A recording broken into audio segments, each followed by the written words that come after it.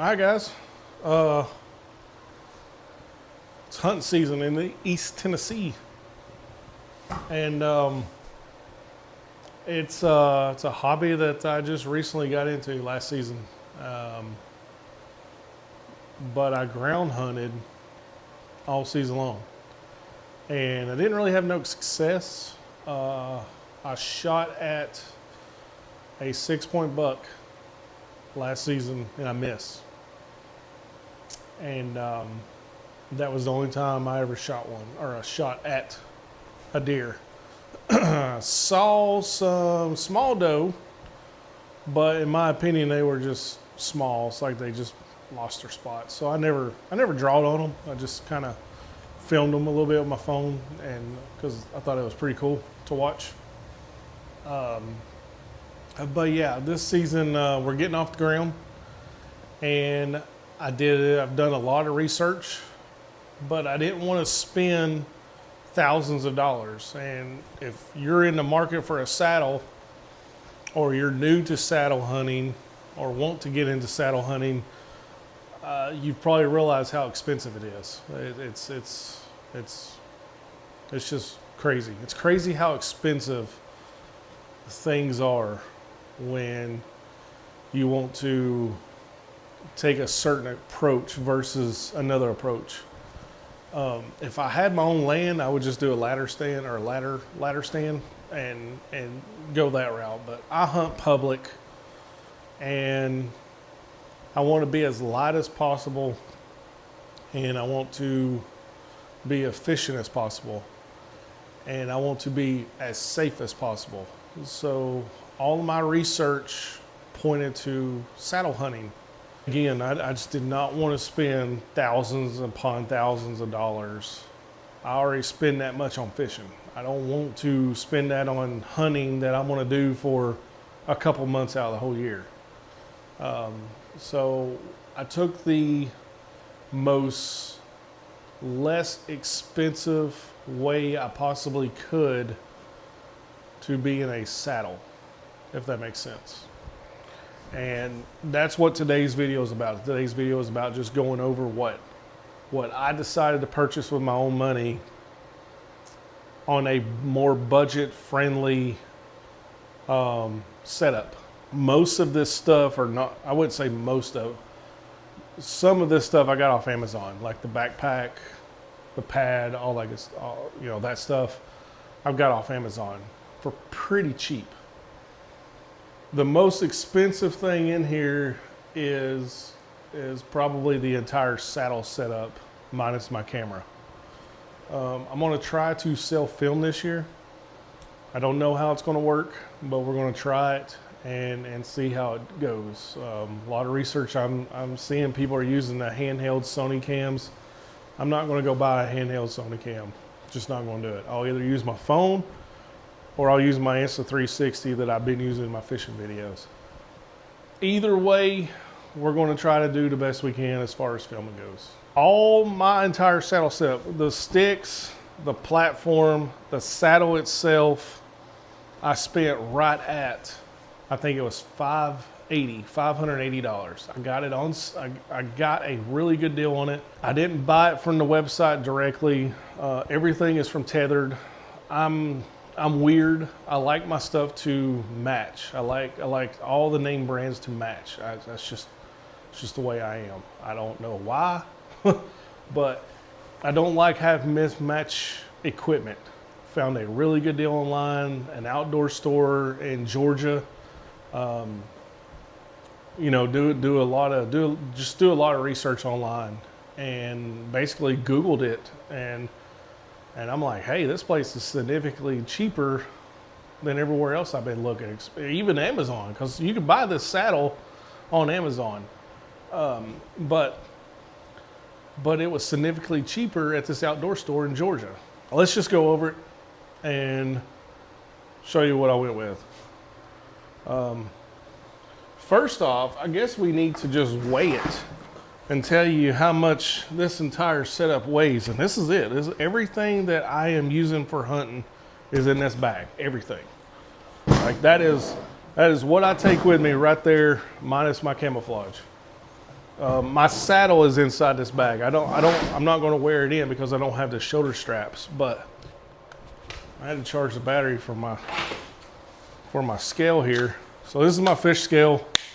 We're going to weigh it, see how much it weighs. I don't know how good it's going to work, but we're going to try it. Oh.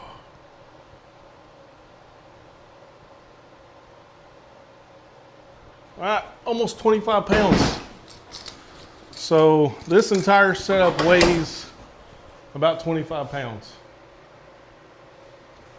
Right there, 24.15. I think it clicked over 25 pounds exactly. So we'll call it 25 pounds. So all this right here weighs 25 pounds. All right, let's go through it. Go through everything. So I went with the Grit sticks. They're Grit brand. They're tethered. They're tethered Workhorse Grit, I believe. And a little bit of, I'm new to all this, so if I'm mispronouncing this name brand, don't come at me in the comments. But it's the Workhorse, the tethered Workhorse Grit. That's the sticks I went with. I used them over the weekend. Opening season was Saturday, the 27th of September. And they work great. Like they were very secured. They got the M Steel line, which I was kind of amazed by how thin that is, holding my big butt up on the tree. That was a concern, but it did well. It did great, and they all connect together. So you have to pull them out, but they connect together very well. That was impressive. But that's the sticks we went with. As far as the platform, I went with the XL platform just because I'm a big dude. I got big feet. It's a little loud. I have to put some stealth strips on there. But this is also from Tethered, and it's the Workhorse Grit platform as well. I don't know what the difference is between the Grit and the normal Workhorse Predator. I believe this is the same. I believe this is the same platform that they used, that they named it Predator, the tethered Predator. But I think they rebranded or something with Workhorse Grit, I guess. I don't know. But that's the platform I'm using. The knee pad, I've got the knee pad.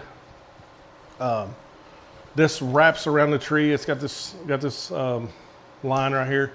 It wraps around the tree, and that way I can put my knees up against it and sit down in the saddle if I get tired, which I did that Saturday a little bit. And it worked out great. I mean, it's not as, I wish it was a little bit thicker foam, but it's not. But I mean, it works. It works for what it is. And this little pocket right here, I have my headlamp that I use to get in and out of the woods at nighttime or early in the morning. And then in this pocket right here, I have my release for my bow. But yeah, that's that. And then where the saddle is, this is the strap for the platform. But here's the saddle. And the saddle is also tethered Workhorse brand saddle. And it's got the bottomland camo. I really like that camo pattern, especially here in East Tennessee. Seems to work out really good and blend in very good.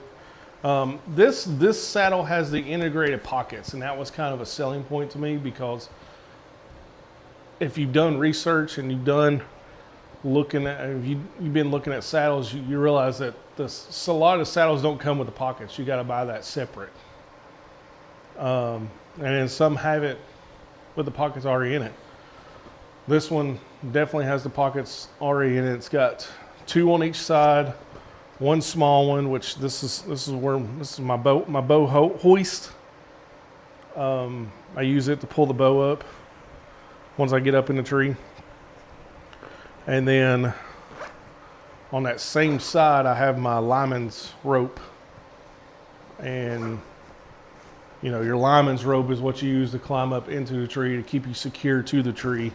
And then once you get up there, on the other side is my tether, to tether myself into the tree. And then in this other part, oh yeah, I forgot to mention, with the saddle, when you buy this saddle, this workhorse, tethered workhorse grit saddle, you get a back band with it, which I haven't used. I've used it for the last 2 days, Saturday and Sunday, but I never used the back band. But the back band supposedly helps with more comfort. Now I will say, this is not an all-day set saddle. Like I was in it from sun up, which is about 7 a.m. around here, to about 12 p.m. That's about how long I sat in this thing each day. It's got these really cool clips right here. And these things are pretty neat. They go in, they secure, and then you got your leg hoist. But with me being a big guy, I got the XLs, and then I'm using these right here to put my sticks, hold my sticks on the side. So basically what I figured out what I was doing, practicing out here in the yard, I would put my first 2 sticks and then lineman rope, climb up, and then I'll have 2 more on each side. And that's how I would secure those. But that's pretty much how this is set up, how I've got it set up. Moving along, that's everything in the main compartment of my bag. Over here I got an empty bag, I got an empty pocket, and that's where I'm gonna put my keys, my wallet, all that good stuff. And then in here I have my kill kit, gloves, knives, the rags, and stuff like that. So all that is in the main compartment. And then in this other compartment, this is where I want to have my camera gear. And then of course, if you hunt in the South, you know a thermocell is very important to have. And then I got my butt call. So I seem to call them in last year. Like I call in all kinds of little doe doing that, especially during the rut. The camera, let me show y'all how I'm gonna do my camera. So far it worked. I got a wireless mic. I also have a normal GoPro for my head and a head mount. So I got that. And then I'm gonna use my Insta360 for my main camera. And how I'm going to do that is I'm gonna run dedicated power. I'm gonna use a power bank. So I'll have that power bank, and then I'm gonna use the GoPro clip. And I'm basically going to clip that thing right here on my bag. I've got a strap in my, I forgot to show you that, but I found it on Amazon too. It's a 3D printed bow hanger. It's the bow hanger and the backpack thing. That goes around the tree as well. And you can hang your backpack on it, and then you got your bow hanger right here. Bloodline Hunt. If you guys want to check that out, Bloodline Hunt. I'll see if I can find a link, put it down in the description. But yeah, that's in that right side pack. But anyway, so once I get that on there, this is going to connect to the bag or on that block. I used the block last time. I got up in the tree and I didn't realize this until after I was up in it, but there was a screw-in bow hanger, but I was up above it, and I connected this right there to it in the tree. Apparently somebody put in and left. on this public land I hunt. So I kind of used that last week. I just clipped right on there. But anyway, it's 360 degrees. So this right here the camera can face wherever. It don't matter. But yeah, it worked great. Like, it worked really good. I just don't have no footage of deer walking in. So therefore, it's not gonna get posted on YouTube. And then I got a spare battery just in case I run out of juice from the power bank. I don't have the power bank in here. It's actually down at the house being charged. But that's everything in my bag, and 25 pounds carrying it in. It's a little heavy. I will say that it is a little heavy, especially whenever you're hiking in about 2 miles. And so something a little bit lighter I might have to look into. But for right now, I mean, just as a beginner, that's what I'm using. And then my bow, I guess I can show you on my bow. I went with the last year. I just walked in my local pro shop, my local bow shop. Shout out to Bow Hunters over here in Maryville, Tennessee. Man, they really set me up. Like, I walked in there and I was like, hey, I don't know what I'm looking for, but I want to get into bow hunting, or I want to get into deer hunting, and I want to use a bow. I didn't want to spend the money for a Matthews or a Hoyt or anything like that. Like I didn't know how I was going to like it. So I went with a good but cheaper option. And what I went with was the Bear Adapt Plus Ready to Hunt package. And that came with a sight, the counterweight, the quiver, and I believe that's it. And so basically, and it had a whisker biscuit, but I took that off because I wore that thing out shooting. And I went with the Trophy Line drop down arrow rest. So yeah, like, it was a pretty good package, and I believe I paid $650 for it all. I mean, they set it up for me, they tuned it, everything. Like, go check out your pro shop. If you've got one local, go check them out, man. They were super helpful to me. But that's what I went with. And of course, Bottomland camo. But this is the Hunting Public. It's a single cam. And I didn't know what the Hunting Public was. I had no clue. And so when I got home, I was like messing around with it, playing around with the bow, and trying to tune it in. And I was like, what's the Hunting Public? So I Googled it. Sure enough, it's a YouTube channel. Like, there's a bunch of guys that get together and go hunt, and this is their bow package from Bear Outdoors, and a pretty good package. Honestly, they did a good job developing that.